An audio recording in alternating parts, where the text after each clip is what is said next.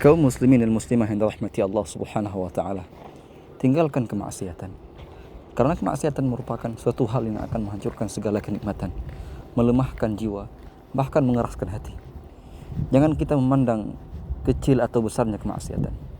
Sebagian salaf mengatakan, la tandur ila sighri ma'asiyah, walakin dur man asait. Janganlah engkau memandang pada kecilnya sebuah kemaksiatan tersebut, tapi lihatlah pada siapa engkau bermaksiat.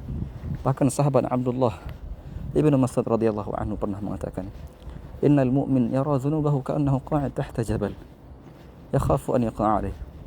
Sesungguhnya seorang mukmin itu dia melihat sebuah dosa itu seperti seorang yang duduk di bawah gunung.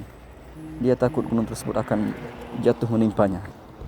Wa innal fajir yara dhunubahu kadzubabin marra ala afi faqala bihi hakadha. Sedangkan pelaku dosa, ahli maksiat, dia melihat dosanya itu remeh, seperti seekor lalat yang hinggap di hidungnya, kemudian dia mengusirnya dengan tangannya.